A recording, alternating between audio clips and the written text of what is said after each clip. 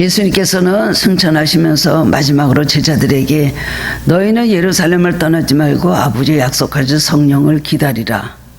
또한 너희가 성령이 임하면 너희에게 성령이 임하면 권능을 받고 너희가 예루살렘과 온 유대와 사마리아와 땅끝까지 이르러 내 증인이 되리라고 말씀을 하셨습니다.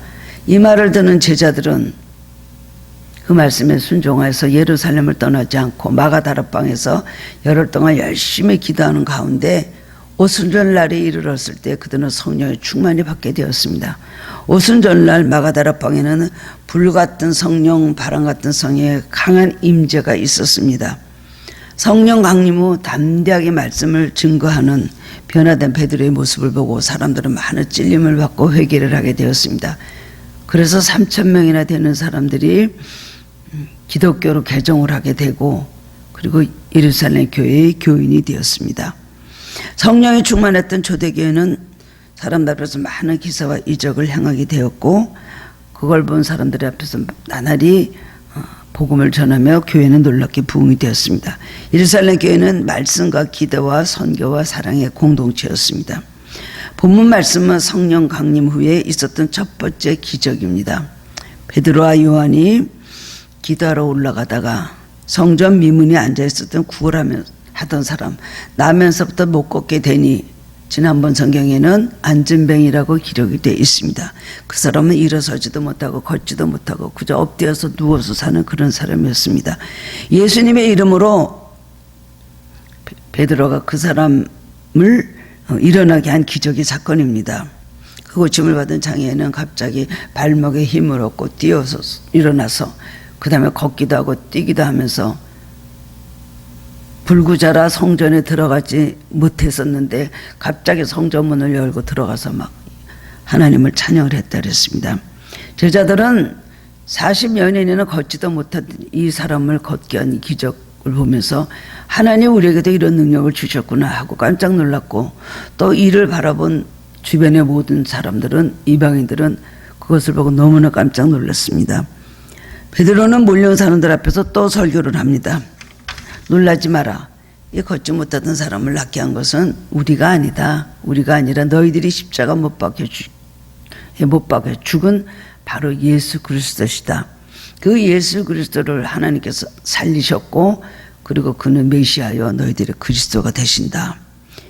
그 사람이 바로 예수 그리스도를 믿는 믿음으로 그 사람이 낫게 되었다고 그렇게 말했습니다.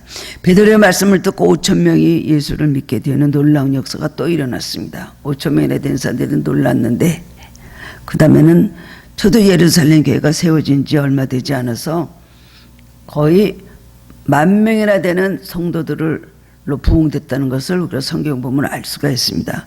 성령의 역사는 이렇게 위대한 것임을 알 수가 있는 것입니다. 예루살렘 교회 성도들은 날마다 성전에 모여서 기도하고 말씀을 배웠습니다.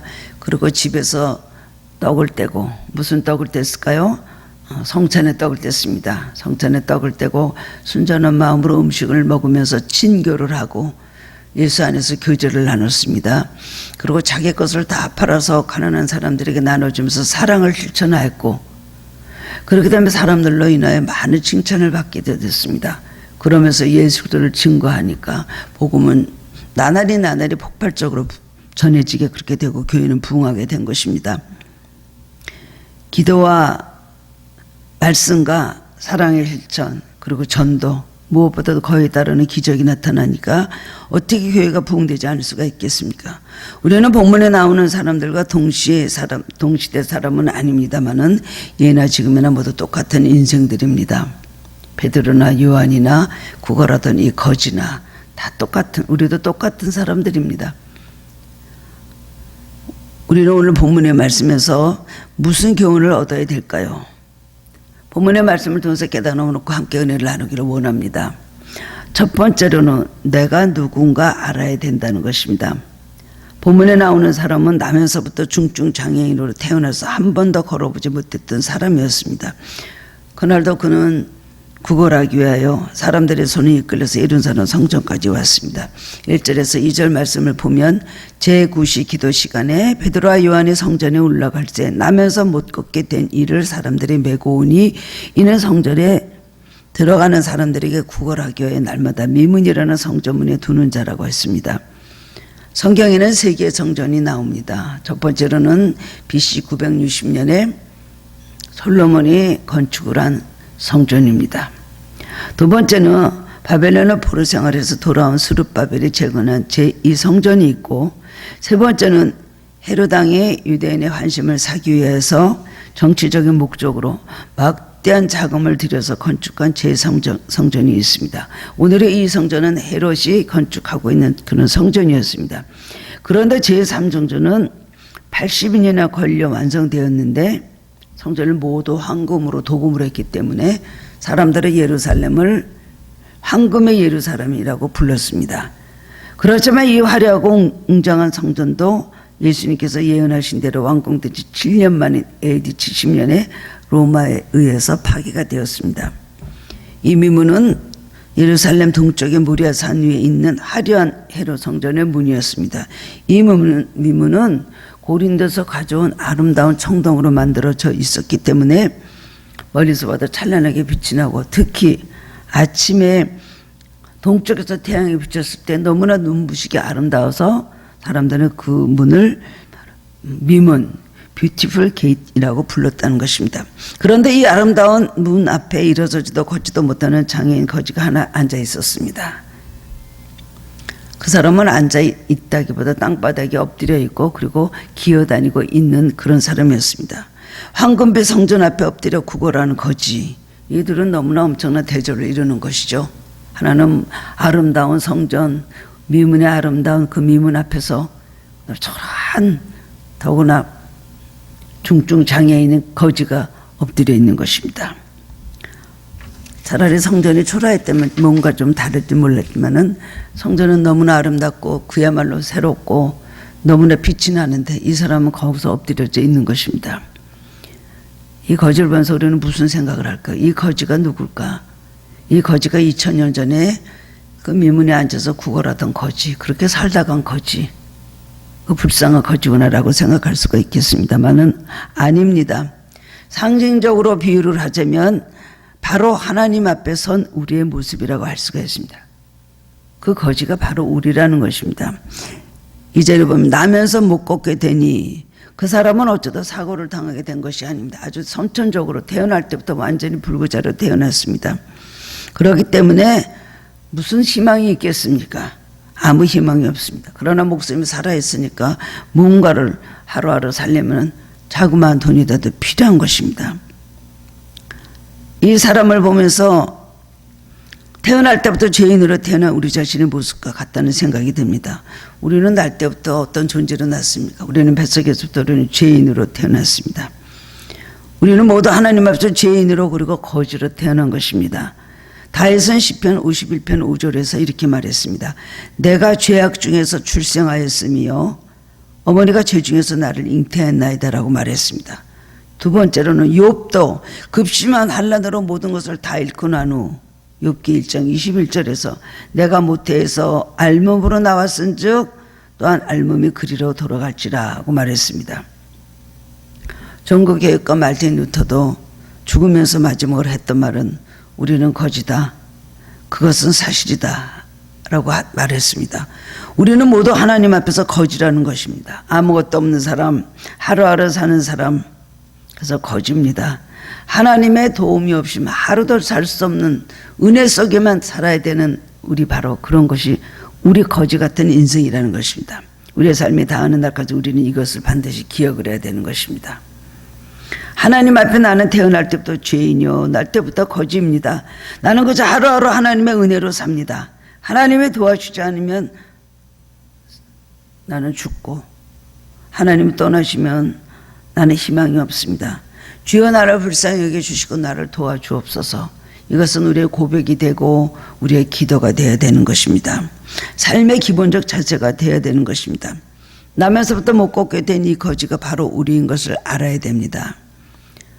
하나님 앞에서 우리는 무엇입니까? 우리는 바로 거지인 것입니다. 내놓을 것도 없고 잘난 것도 없고 아무것도 없는, 하나님의 도움으로 하루하루 살아야 되는 것, 이것이 바로 우리의 모습인 걸 우리는 기억해야 되는 것입니다.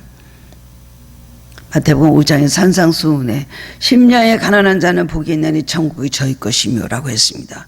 심령에 가난한 자는 어떤 사람입니까? 내가 많은 것을 알고 있다, 많은 것을 가지고 있다, 나는 자신이 만만하다, 나는 부자다, 그것이 아닙니다. 심령에 가난한 자는 하나님이 도와주지 않으면은 나는 살 수 없는 사람입니다. 그런 심령에 가난한 자를 하나님께서 그가 천국이 저희 것임이라고 축복을 해주셨습니다. 우리는 교만을 버리고 자신이 하나님 앞에서 어떤 존재인가를 겸손히 우리는 깨달아야 되는 것입니다. 이 거지를 보면서 어떻게 저렇게 거지로 태어났을까? 어떻게 저렇게 중증 장애인으로서 나면서부터 한 번도 걸어보지 못한 사람으로 태어났을까? 우리 영적으로 보면은 다 똑같은 사람인 것입니다. 그렇기 때문에 우리도 그 생각, 이 말씀을 생각하면서 나도 똑같은 죄인이다. 하나님 도와주지 않으면 하루도 살 수 없고 한순간도 살 수 없는, 아무것도 할 수 없는 죄인이라는 것을, 우리 연약한 존재라는 것을 알아야 된다는 것입니다. 두 번째로는 우리는 보다 더 영적인 것을 구해야 되는 사람입니다. 우리가 하나님 앞에 거짓임을 알았다면 우리의 삶은 당연히 거지처럼 제한이 되어 있습니다. 거지가 할 수 있는 일이 무엇입니까? 거지가 돈이 있습니까? 건강이 있습니까? 할 수 있는 어떤 능력이 있습니까? 아무것도 없습니다. 문제는 그 제한된 그 삶 속에서 하나님 앞에 어떻게 최선을 다해서 사느냐가 바로 문제인 것입니다. 하나님 앞에서 우리 최선을 다해서 사는 것이 오히려 그 사람의 행불행을 좌우하는 요소가 된다는 것입니다. 이 거지는 사람에게 옆에서 성전까지 왔습니다. 3절을 보면 그가 베드로와 요한이 성전에 들어가려 함을 보고 구걸하거늘 그는 구걸하기 위해 사람들의 동령해 주기를 바라고 왔다는 것을 말씀해 주고 있습니다. 구걸하기를 바라고 왔다는 것이. 그러나 거지가 성전으로 들어가던 베드로와 요한을 바라보면서 베드로인지도 모르고 요한인지도 모르고 어떤 사람인지도 모르고 막연하게 매 사람들을 바라보던 그 눈빛으로 그들을 바라봤습니다. 습관적으로 늘 보던 대로 바라봤다는 것입니다. 거지로서 지나가는 사람은 똑같이 바라보는 거예요. 사람을 바라본 것이 아니라 그 손에 있는 동전 몇 푼이나 던져줄까, 그것을 바라보고 있었다는 것입니다. 그런데 거지가 구한 것과 장소는 전혀 않습니다. 성전은 만민이 기도하는 집이기 때문에 믿음 있는 사람들이 오니까 자기를 적선을 많이 해줄 거라고 생각하고 성전 미문에 그 사람은 앉아있고 기대를 했을 것입니다. 그러나 돈을 구할 목적이었다면 사실은 다른 데로 갔어야 되는 것입니다. 돈을 구하기 위해서 성전에 왔다는 것은 이야기가 안 되죠. 성전은 하나님을 뵈러 오는 것이고 기도하러 오는 것이 바로 성전인데 이 사람은 성전에 와서 돈을 구하기 위해서 성전에 나와 있다는 것, 바로 목적이 잘못된 것입니다. 우리도 마찬가지입니다. 우리는 자주 착각을 하고 우리는 실수를 할 때가 많이 있죠. 그렇습니다. 우리 거저같이 우리는 교회 안에서 신앙의 본질적인 것을 구하려고 오지 않습니다. 이 거지가 매일 하는 것은 성전에 와서 구걸하는 것입니다. 물론 이해는 됩니다. 몸이 약하니까 다른 일을 할 수가 없기 때문에 남이 도와줘서 삽니다. 그러니까 어쩔 수 없이 구걸한다고 본인도 생각했을 것입니다. 나는 당연히 남의 도움을 받아서 살아야 되는 사람이라고 생각을 했을 것입니다. 그러나 날 때부터 거지였으니 평생 거지로 살아야 된다고 하나님은 그렇게 말씀을 하십니까? 그러면 날 때부터 못 듣고 말 못하고 그리고 못 봤던 헬렌 켈러는 아주 진작 인생을 포기했어야 되는 것입니다. 태어날 때부터 뇌성마비로 태어난 시인 송명희 씨는 아예 자살을 했어야 되는 것입니다. 불행한 인생을 타고났기 때문에 꼭 불행하게 살아야 됐다면 중학교 2학년 때 축구하다 실명된 강영호 박사는 평생 맹아원에서 불행하게 살았어야 됩니다. 아무 죄도 없이 감옥에서 12년 동안의 감옥 생활을 했던 존 본녀는 세월을 한탄하면서 그냥 살았어야 되는 것입니다. 가난하게 태어났기 때문에 희망이 없다면 동남아시아에서 태어난 가난했던 에브라함 링컨은 무슨 꿈을 가지고 그 희망을 가지고 살았겠습니까? 본문에 나오는 거지에게 없었던 것은 물질이 아닙니다. 그 사람이 없었던 것은 바로 믿음이었던 것입니다. 우리는 자주 이것도 없고 저것도 없다고 한탄하지만 우리가 정말 없는 것은 환경적인 어떤 좋은 것이 아닙니다. 진짜 우리에게 없는 것은 믿음이 없는 것이 더 문제인 것입니다. 믿음이 없으니까 열정도 없고 꿈도 없습니다. 삶에 아무 희망을 가지지도 않습니다. 계획도 없습니다. 태어난 환경을 우리가 선택할 수는 없지만 행복과 불행은 우리가 선택할 수가 있습니다. 성경은 그것을 하나님께서 말씀해 주고 계십니다. 너희들이 행복과 불행, 그것을 너희들이 태어날 때부터 너희들의 삶을 결정할 수는 없지만 행복과 불행은 하나님께서 얼마든지 주실 수 있으므로 그것을 우리가 선택할 수 있다. 행복과 불행은 하나님 손에 달렸다는 것을 성경은 말씀해 주고 계십니다. 거지의 문제는 환경 문제가 아니라 믿음의 문제와 삶의 문제였다는 것을 우리는 기억해야 되는 것입니다. 이 거지는 성전 가까이 왔지만 하나님을 바라보기보다 성전을 등지고 앉아서 던져주는 사람들의 손에 들려있는 동전만 바라봤다는 것이 바로 문제였습니다. 오늘날 그와 같이 교회에 나와 앉아있긴 하면서도 마음의 물질에만 가인 사람들이 참 많이 있습니다. 그렇죠. 근심 때문에 그렇고 필요에 의해서 그렇기도 하겠죠. 하나님과는 상관이 없고 믿음과는 아무 상관이 없는 사람입니다. 머릿속에는 오로지 물질, 그것이 우상이 되어 있습니다. 성전에 와 있으나 마음은 하나님을 등지고 앉아 있습니다. 우리가 직면하게 되는 문제를 볼 때 우리의 문제는 반드시 물질이 없기 때문에 생기는 것이 아닙니다. 물질이 생긴다고 해도 해결하지 못할 문제들이 너무나 많고 물질이 많다고 무조건 만족스럽게 사는 것은 아닙니다. 물질이 없어도 믿음이 있으면 희한하게 물질 문제를 극복하고 물질 문제를 뛰어넘고 살 수가 있습니다. 물질은 반드시 필요한 것입니다. 물질이 없이 어떻게 삽니까? 그러나 물질만 가지고 다 된다는 이런 기복주의, 황금만 만능주의 모든 사상은 버려야 되는 것입니다. 물질이 있어도 될 수 없는 일이 너무나 많이 있고 그 다음에 물질이 없어도 얼마든지 가능하게 행복하게 살 수가 있습니다. 하나님께서 우리에게 그것을 말씀을 해주셨습니다. 그렇습니다. 물질보다 더 중요한 것이 많다는 것을 하나님께서 성경을 통해서 가르쳐 주셨습니다. 그렇기 때문에 진짜 장애인은 육신적인 장애인이 아니라 하나님 앞에 나와서 없어서 못 살겠으니 이것저것 주십시오. 매일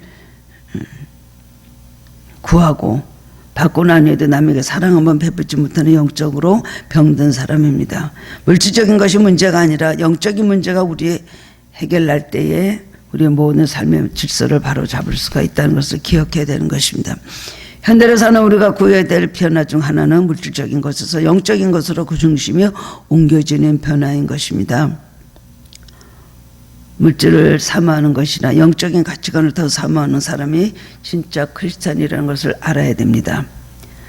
세 번째로는 예수 그리스도의 이름으로 일어서야 된다는 것입니다. 어쨌든 거지는 지금 성전에 있습니다. 돈을 얻으러 성전에 왔지만 자비하신 하나님은 그에게 가장 좋은 선물을 준비하고 계셨습니다. 요한복음 9장을 보면 예수님께서 제자들과 길을 가시다가 태어날 때부터 보지 못하는 맹인 한 사람을 보게 되었습니다. 그 사람을 보고는 제자들이 이제 예수님께 질문을 합니다. 저 사람이 보지 못하는 것이 본인의 죄 때문일까요? 아니면 부모의 죄 때문입니까? 죄로 인해서 그 모든 삶의 불행이 왔다는 것, 저주가 왔다고 그들은 믿고 그런 신앙관에서 그렇게 예수님께 질문을 하였습니다. 근데 예수님께서 뭐라고 하셨어요? 저 사람이 맹인이 된 것은 본인의 잘못도 아니고 그리고 부모의 잘못도 아니다. 저 사람의 맹인이 된 것은 하나님께서 하시고자 하는 일을 나타내고자 합니다. 라고 말씀을 하셨습니다. 오늘 이 거지도 마찬가지인 것입니다. 이게 불쌍하게 됐을 때 사람들을 보고 그랬을 겁니다. 본인의 죄 때문일까? 아니면 조상들의 죄 때문일까? 부모의 죄 때문일까? 어떻게 저렇게 끔찍한 삶을 살을까? 어떻게 하다 저렇게 불행한 속에 살 수 있을까? 무슨 죄를 져서 그랬을까? 사람들은 궁금해했을 것입니다. 그러나 이 사람에게 오늘 예수님의 큰 자비가 나타나는 것을 보면은 하나님이 이 거지를 통해서도 하시고자 하는 일을 나타내고자 하셨다는 것을 알 수가 있습니다. 이 얼마나 감사한 일입니까? 오늘 이것을 보면은 우리가 불행하고 태어날 때부터 어떤 약점과 어떤 흠을 가지고 남보다 선택되지 못한 환경 속에서 태어났다 할지라도 우리 그리스도인들을 통해서 하나님 하실 일이 있습니다. 우리의 불행도, 우리의 모든 상처도, 우리의 모든 실패도, 우리 현재 갖고 있는 고난도 하나님은 그것을 통해서 나타내는 것이 하나님의 순수한 목적이 있다는 것을 우리가 알고 우리는 낙심하지 말아야 되는 것입니다. 송명희 시인 중증 장애인으로 지금 더 몸이 굉장히 많이 심해졌다고 합니다. 건강이 아주 악화되었다고 하는데 엄마 집사님과 딸이 참 고생하면서도 신앙 하나 붙잡고 왔는데 그래도 송명희 시인이 그 휠체어에 앉아서 쓴 작시한 나라는 곡을 우리가 부를 때 얼마나 위로를 받습니까? 공평하신 하나님, 건강이 없고 재물이 없고 남이 가진 건 나는 없다 할지라도 공평하신 하나님, 남이 보지 못한 걸 보았고 남이 알지 못하는 것을 알았고 남이 듣지 못하는 음성을 들었으니 하나님 공평하시다. 얼마나 아름다운 산소입니까? 앞으로 오랫동안 하나님을 불공평하다고 생각하는 사람들에게 하나님 그 찬양을 부르게 하면서 공평하신 하나님을 알려주신다는 것입니다. 하나님의 자비가 이 성전 미문에 누워있던 이 거지에게 임했습니다. 4절에서 6절 말씀을 보면 베드로가 요한으로 더불어 주목하여 이르되 우리를 보라 하니 그가 그들에게서 무엇을 얻을까 하여 바라보거늘 베드로가 이르되 은과 금은 내게 없거니와 내게 있는 것으로 내게 주느니 나사렛 예수의 이름으로 일어나 걸으라 하고 라고 합니다.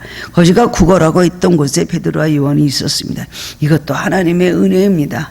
구걸하고 있던 그 자리에 베드로와 요한이 기도하러 가다가 만났다는 것, 그래서 하나님의 역사가 일어났다는 것, 그 불행했던 어두웠던 영혼이 고침을 받고 그 삶에 하나님께서 주신 큰 축복으로 받겠다는 것을 생각하면 우리는 언제 어떻게 주님의 은혜가 우리에게 임할지 모릅니다. 주님은 그 거지를 기억하고 계셨다는 것입니다.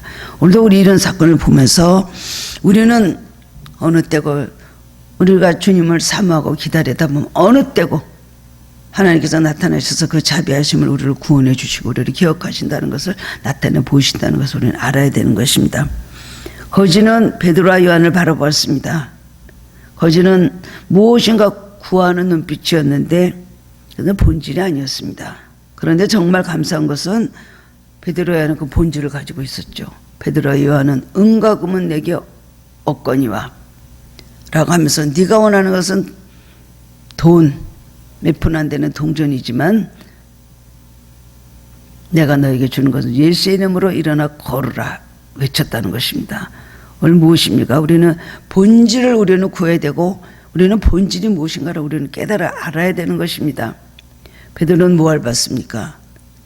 이 거지는 베드로 손에 있는 동전을 보았을 것입니다. 근데 돈이 없습니다. 손에 동전이 없는데 베드로는 뭘 봤을까요? 이 불쌍한 영혼을 들여다보았습니다. 그 시간에 불쌍한 영혼, 하나님의 사랑을 모르고 불행하게 낙담 속에 살망 속에 살아가고 있는 이 사람 너무나 불쌍하구나. 이 사람을 일으켜주겠다는 생각을 하게 됐다는 것입니다. 그래서 우리를 보라 라고 말했습니다. 그러나 이 거지는 막연하게 희미하게 베드로를 쳐다봤습니다. 근데 베드로는 이 거지를 아주 주목하고 뚫어져라 주시하고 자세히 그를 들여다봤습니다. 바라보는 초점과 강도가 아주 다르죠. 거지는 희미하게 바라보았고 베드로는 뚫어지게 바라봤다는 것입니다. 거지는 애처롭게 바라보고 베드로는 똑바로 그 눈을 바로 직시하면서 바라봤습니다. 사람은 자신이 있을 때나 또 약점이 없고 흠이 없을 때는 남을 이렇게 담대하게 쳐다봅니다. 베드로는 항상 이렇게 담대했던 사람이 아니었습니다. 베드로는 큰 소리를 치는 성격이면서도 불구하고 그만큼 실패감과 그리고 자신감이 없이 살아봤던 사람도 없습니다. 갈릴리 소에서 밤새 그물을 던졌지만 어부로서 한 마리도 잡지 못했습니다. 그때 그는 자신을 잃고 허탈한 마음으로 그물을 씻고 있었습니다. 내가 이렇게 오래된 어부지만 한 마리도 잡지 못하다니 그래서 아마 그물을 씻고 있었을 것입니다. 자신을 잃고 내가 어떻게 해야 될 것인가 생각을 했겠죠. 겟세마네 동산에서 군병에게 잡혀가는 예수님 따라서 대제사장의 집으로 갔습니다. 가야바의 뜰로 들어갈 때 그는 용감하게 주님을 지키겠다고 말까지 하고 나갔던 그런 제자입니다. 겟세마네 동산까지 갈 때마다 칼 차고 나갔습니다. 예수님을 건드리기만 하면 가만두지 않을 것이다. 그렇게 용감했던 사람입니다. 예수님 붙잡은 그 말거라는 사람, 제사장의 그 종의 말거라는 사람의 귀를 칼로 잘랐던 사람입니다. 그런데 예수님 잡혀 들어가시는 분, 이게 현실이구나, 정말 예수님이 이렇게 되실 수도 있구나 생각을 하면서 갑자기 불안과 공포에 사로잡혔습니다. 그런데 그를 알아본 여자아이가 베드로를 보고 너도 예수 따라다니던 제자지 하고 물었습니다. 베드로는 손을 가로저으면서 아니야, 난 예수를 몰라. 그리고 부인하고 그리고 저주했다 그랬습니다. 3번이나 그랬습니다. 오늘 말씀은 그런데 다릅니다. 베드로는 어떤 사람이 되었습니까? 그는 4절을 보면 요한으로 더불어 주목하여 이르되 우리를 보라 하니, 아주 자신만만해. 나 네가 원하는 은과 금은 없지만 나사렛 예수의 이름으로 하라는 일어나 걸으라. 자신이 만만합니다. 어떻게 베드로는 이렇게 담대해졌을까요? 마가다라면서 기도하다가 방언을 받고 제자들이 막 소리를 시끄럽게, 사람들이 밖에 와서 막 보고 이게 어떻게 된 거냐, 세수리 취했다. 수많은 사람들이 마가다라방 주변에 서 있었다 그래서 모여들었습니다. 그때 베드로가 일어나서 우리는 세수리 취한 것이 아니다, 우리는 성령을 받고 이렇게 됐다. 그러면서 너희들이 십자가 못 박아 죽인 예수가 바로 그리스도다, 하나님의 아들이다 하면서 그 자리에서 막 설교를 합니다. 너무나 달라진 모습을 볼 수가 있습니다. 또한 오늘 이 거지를 일으키고 나서 고치고 나서 5,000명이 모였을 때도 거기서 담대하게 예루살렘 한복판 중심에 서서 큰 소리로 외칩니다. 그러니까 바리새인들과 서기관들이 또 예수의 이름으로 아무것도 하지 마라, 다시 그런 복음을 전하지 말라 그러고 베드로를 굉장히 핍박을 하고 그에게 여러 가지 제재를 하고 핍박을 합니다. 그랬더니 베드로가 뭐랬습니까? 우리가 하나님 말씀, 당신 말을 듣는 것이 옳소, 하나님 말씀을 듣는 게 옳겠소, 순교도 두려워하지 않은 그런 자세로 베드로는 그런 용감한 사람으로 변화가 된 것을 알 수가 있습니다. 어떻게 될 때 우리는 이렇게 변화가 될까요? 첫 번째로는 성령의 능력을 받았기 때문입니다. 사도행전 2장 보면 하늘로부터 급하고 강한 바람 같은 성령이 불같이 임했다 그랬습니다. 오순절 성령이 임하자 베드로에게 하나님의 임재와 하나님의 능력과 하나님의 힘이 그에게 임했습니다. 우리도 성령이 임했을 때 하나님의 임재, 하나님의 목적, 하나님의 능력이 우리에게 같이 임한 것을 여러분 믿으시기 바랍니다. 우리는 능력을 받고도 매일 두려워하고 벌벌벌 떨고 조금만 해도 굉장히 우리는 포로가 되고 우리는 막 심령이 쫄고 눌릴 때가 얼마나 많습니까? 성령과 함께 우리에게 능력도 주시고 성령과 함께 우리에게 힘도 주시고 성령과 함께 우리에게는 강한 담대함을 주신다는 걸 믿으시기 바랍니다. 두 번째로는 열심 있는 기도, 지속적인 기도가 있었기 때문입니다. 성령 받은 베드로는 기도하기 시작했습니다. 그는 유대인의 습관을 따라 하루 3번씩 기도하였습니다. 아침 9시, 낮 12시, 그리고 오후 3시입니다. 그날도 베드로는 시간을 맞춰서 요한과 함께 제9시, 즉 오후 3시 기도에 나가던 중이었습니다. 여러분, 우리 삶을 능력 있게 하는 것이 뭘까요? 그 비결은 지속적인 기도 생활입니다. 끊임없이 열심히로 하는 그 기도가 바로 우리의 삶의 원동력인 걸 믿으시기 바랍니다. 우리의 모든 일상은 90%가 습관을 따라 움직이는 것입니다. 습관이 우리를 살리고 우리를 죽입니다. 기도도 마찬가지입니다. 어쩌다 한번 기도할 수 있습니다. 어쩌다 한번 금식할 수 있습니다. 어쩌다 한번 작정기도 할 수가 있습니다. 그러나 가장 강력한 기도는 지속적인 기도인 것입니다. 다니엘도 하루 3번씩 기도하였습니다. 고국에 있을 때도 기도하였고 그 다음에 포로로 바벨론까지 끌려가서도 그 기도의 습관은 끊어지지 않았습니다. 그래서 거기서도 바벨론에서 기도하면 죽는다는 것을 알면서도 기도했습니다. 다니엘은 기도 때문에 구원받았지만 결국 기도 때문에 사자굴에 들어서 살아났습니다. 예수님도 습관적으로 기도하셨습니다. 새벽 5일에 미명에 기도하시고 한적한 곳을 따라서 기도하시고 습관을 따라 감난산에서 기도하셨다 그랬습니다.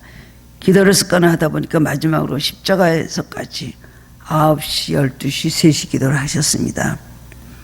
지속적인 기도가 우리를 담대하게 능력 있게 만드는 걸 믿으시기 바랍니다. 기도가 우리 삶의 힘이요, 우리 삶의 생명력이요, 기도가 우리 삶의 바로 원동력이 된다는 것을 믿으시기 바랍니다. 세 번째로는 예수의 이름 때문입니다. 예수님의 이름입니다. 6절을 보면 베드로가 이르되 은과 금은 내게 없거니와 내게 있는 것으로 내게 주노니 나사렛 예수 그리스도의 이름으로 일어나 걸으라 하니. 나사렛 예수는 사도행전의 주제입니다. 나사렛 예수는 사도행전에 20번이나 쓰이고 있습니다. 우리가 나사렛 예수의 이름으로 하고 외치는 순간 그는 나사렛 예수의 소유 안에 들어옵니다. 우리는 예수님의 것입니다. 예수님께서 우리를 소유하셨습니다. 우리는 예수님의 소유인 것입니다. 베드로전서 2장 9절에 보면 우리는 그의 소유가 된 백성이라고 했습니다. 얼마나 감사합니까? 우리는 누구 것이요? 우리는 예수님의 것입니다. 하나님의 아들 예수 그리스도이십니다. 하나님은 예수님의 생명과 우리의 생을 바꾸셨습니다. 사도행전 3장 6절에 보면 나사렛 예수 그리스도의 이름으로 걸으라. 베드로가 소리치니까 7절에 오른손을 잡아 일으키니 발과 발목에 힘을 얻고, 또 8절에 보면 뛰어서서 걸으며 그들과 함께 성전에 들어가면서 걷기도 하고 뛰기도 하고 하며 하나님을 찬미했다고 했습니다. 여러분이 이 거짓 참처럼 불행하다고, 거짓처럼 안 풀린다고, 정말 오랫동안 안 풀린다고, 도와줄 자가 없다고 여러분 성전 문 앞에 주저앉아 있고 있습니까? 예수님이 일어나 함께 걷고 뛰시기를 바랍니다. 베데스다 못에 38년 된 환자는 38년 동안 그 긴 병을 앓고 베데스다 못에 누워 있었습니다. 예수님 지나가시다가 내가 낫고자 하느냐 물어보셨습니다. 병이 오래된 걸 아셨습니다. 그랬더니 바로 예수님이 오셔서 병을 고쳐주신 분이 옆에 계신데 그 사람 뭐라 그랬습니까? 저 물이 동할 때 천사가 내려와서 아픈 사람들을 고쳐주는데 나는 아무도 저 물에 나를 넣어줄 사람이 없습니다 라고 그렇게 말했습니다. 예수님께서 일어나 나의 자리를 들고 걸어가라 말씀을 하셨습니다. 우리의 믿음입니다. 예수님의 이름이 우리에게 있다면 우리는 어떤 경우에든 모든 누웠던 자리를 박차고 일어날 수가 있습니다. 우리는 사탄의 세력, 이 모든 흑암의 것들을 물리치는 것이 어떤 것으로 그것이 됩니까? 예수 그리스도 이름, 예수님의 보혈, 예수님의 십자가, 그것이 우리에게 능력이 되는 것입니다. 우리가 예수님의 이름, 예수님의 보혈, 예수님의 십자가 가지고 우리는 사탄을 내쫓을 때 마귀는 힘없이 다 도망가게 되어 있는 것입니다. 우리는 아무 힘이 없습니다. 내 이름은 아무것도 아닙니다. 내 이름이 아무리 이름이 나고 우리가 명함을 많이 가지고 있어도 내 이름 갖고는 아무 힘을 쓰지 못합니다. 예수님의 이름, 가난한 몫으로 태어나시고 온갖 고초를 다 당하시고 십자가에서 못 박혀 죽으신, 정말 남의 보면 불행하고 저주를 받은 상 같은, 겨자씨 같은 예수님의 삶이었지만 그 예수님의 이름은 권세가 있습니다. 지금도 예수님의 이름을 우리는 부를 때 마귀는 도망가는 것입니다. 그래서 우리 찬송가 부르죠. 예수의 이름으로 승리를 얻었네. In the name of Jesus. 예수님 안에서 우리는 승리할 수가 있다는 것입니다. 이 거지는 은과 금으로 자신의 문제를 자기의 삶을 해결하려고 했습니다. 그것만 많으면 자기 삶을 변화시킬 수 있다고 믿었습니다. 그 이상의 변화를 생각해 본 적도 없습니다. 더구나 고침을 받고 일어나서 걷기도 하고 뛰기도 했다는 것을 상상이나 했겠습니까? 그러나 그러한 사람을 온전하게 변화시킨 것은 기도하던 두 제자였습니다. 그 거지에게는 새로운 인생이 열렸고 모든 것이 새롭게 변화되는 기적이 일어났다는 것입니다. 그 거지는 더 이상 장애인이 아닙니다. 예수님 누구신 줄 알았습니다. 근본적인 문제가 해결이 되었습니다. 우리도 근본적으로 영적 문제가 해결되면 삶의 여러 가지 문제는 해결하는 것을 여러분 믿으시기 바랍니다. 소경 바디메오도 어땠습니까? 그도 태어날 때부터 소경 거지였습니다. 그렇게 불쌍히 사는 사람인데 예수님 지나갈 때 그 믿음이 있었습니다. 다윗의 자손 예수요. 저분은 하나님의 아들이고 메시아고 나를 구원해 줄 걸 믿었습니다. 믿음을 가지고 외칠 때에 예수님께서 이름을 부르시고 그에게 눈을 고쳐주신 내 소원대로 될지 하달다 그 눈이 떠졌다 그랬습니다. 우리도 삶에 우리 근본적인 문제를 해결해야 됩니다. 근본적인 문제를 해결하려면 어떻게 될까요? 영적인 문제를 해결해야 되는 것입니다. 그렇기 때문에 예수님께서는 너희는 물질 때문에 염려하고 물질 때문에 근심하고 물질 가지고 연연하지 말고 뭐라 그랬어요? 그의 나라 그의 의를 먼저 구하라. 그래 미면서를 더하여 주시리라. 그건 뭘 말씀하시는 겁니까? 영적인 것, 신령한 것, 보다 더 영원한 것을 우리에게 구하라는 것입니다. 그래서 체험해 본 사람이 아는 것입니다. 베드로도 사실은 걷지도 못하고 뛰지도 못하는 장애인이었습니다. 그러나 그가 성령의 능력을 받고 난 후 눈이 열리고 완전히 믿음의 사람으로 변화되었습니다. 자기뿐만 아니라 그 다음엔 다른 사람에게도 변화시키는 그런 능력의 사람이 된 것입니다. 초대 예루살렘 교회의 감독이 되었습니다. 그리고 예수님께서 십자가에 거꾸로 달려서 십자가에서 순교했던 사람이 바로 베드로인 것입니다. 오늘 우리는 은과 금은 우리에게 없다 할지라도 낙심하지 마시기 바랍니다. 은과 금이 없어도 베드로는 담대했습니다. 은과 금이 없어도 예수의 이름 가지면 된다는 것을 믿었습니다. 성령의 사람 그걸 믿는 사람입니다. 그런데 이 거지는 어땠습니까? 은과 금이 있어야 산다고 생각을 했습니다. 가치관의 차이와 믿음의 차이인 것을 알 수가 있습니다. 여러분 은과 금이 없으면 못 산다고 생각합니까? 물론 은과 금은 지금 이 세상 지도에서 막강한 힘을 발휘하고 우리를 누르고 우리 많은 것을 우리 흔들고 우리를 핍박을 하고 힘들게 하지만 그러나 믿음의 사람은 예수의 이름을 가지고 나아가면 어떤 경우에도 일어나서 걷기도 하고 뛰기도 하는 그런 자유로운 사람이 될 수가 있습니다. 성령 우리를 포로된 자에서 자유롭게 하십니다. 눈먼 자를 보게 하십니다. 오늘 그런 역사가 일어나는 것입니다. 예수의 이름으로 다른 사람들을 살리고 일으킬 수가 있습니다. 우리에게 진정한 필요한 변화는 무엇일까요? 믿음의 변화인 것입니다. 그리고 우리는 진정으로 예수님 이름을 가지고 우리 자신이 변화되고 우리 내면이 개조가 되고 온전히 변화되는 것이 중요한 것입니다. 그래야만 내가 변화된 내 가정과 내 이웃과 내 모든 사회 모든 이 민족을 구원할 수가 있는 것입니다. 여러분 겉으로는 건강하고 멀쩡한 것 같아도 어떻습니까? 여러분이 정말 오늘 이 거지와 같이 일어나지 못하고 엎드려 기어다니는 것 같은 그런 삶을 살지 않습니까? 오늘 여러분 예수님 이름으로 일어서시기를 바랍니다.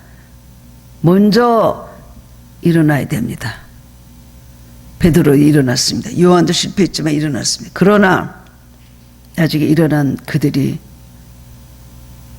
많은 거지들을 많은 영적 장애인들을 고치는 사람이 되었다는 것입니다.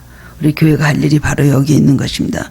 성령을 능력을 받아 가는 곳마다 예수 이름으로 능력을 행하고 전파하고 많은 장애인들을 일으키는 성도님이 되시기를 주님의 이름으로 축원합니다. 사랑의 주님 감사드립니다. 오늘 말씀을 통해서 위로를 받고 힘을 얻게 하시니 감사드립니다. 그렇습니다. 우리 오늘 나면서부터 걷지 못했던 이 하나님 거지와 같이 이 장애인같이 우리도 그런 삶을 살지는 않았는지요. 우리가 영적으로 눌려있고 묶여있어서 한 번도 우리는 일어나 본 적도 없고 한 번도 주님을 체험하거나 우리 삶에 주님을 만남으로 얻는 그 모든 감격과 하나님 그 기쁨을 우리는 체험한 적이 없다면 오늘 이 시간 이 말씀을 듣고 다시 한번 일어나는 역사가 일어날 수 있게 하시기를 원하고 기도합니다. 주여 우리는 무엇을 바라보고 살고 있는지요. 성전에 앉아 있으면서도 성전 주님을 바라보지 못하고 그리고 성전을 등지고 앉아서 하나님을 바라보지 못하고 세상만 바라보고 세상 것에 하나님 완전히 묶여 살지는 않는지요. 주님 저희를 새롭게 하여 주시길 원하고 기도합니다. 오늘 말씀해 주시는 의미를 바로 깨달아 알게 하여 주시옵시고 하나님 정말 우리가 변화되는 역사가 있기를 원하고 간절히 기도합니다. 주님 우리 교회가 이런 능력을 소유한 교회가 되게 해 주시길 원하고 간절히 기도합니다. 주님 목사를 비롯하여 모든 교회 지도자들이 오늘 베드로와 요한과 같이 함께 기도하며 능력을 구하고 하나님께 주 성령의 능력으로 살아가는 지도자들 되게 하여 주시옵시고, 그러므로 인하여 누워있고 걷지도 못하는 많은 불신자들, 그리고 하나님 믿음이 없는 자들을 일으키는 역사가 하나님 우리 하늘께서 일어날 수 있게 하여 주시길 원하고 간절히 기도합니다. 똑같은 인생이나 주님의 능력으로, 예수님의 이름으로 어디 가든지 승리의 삶을 살고 많은 하나님의 어둠 속에 있는 사람들을 일으키는 하나님 그런 복된 사람을 살도록 축복하여 주시옵소서. 그런 교회가 되기 원하면 생명력 있고 성령의 능력이 강하게 역사하는 교회가 되게 하여 주옵소서. 감사드렸고 예수 그리스도 이름으로 기도드리옵나이다. 아멘.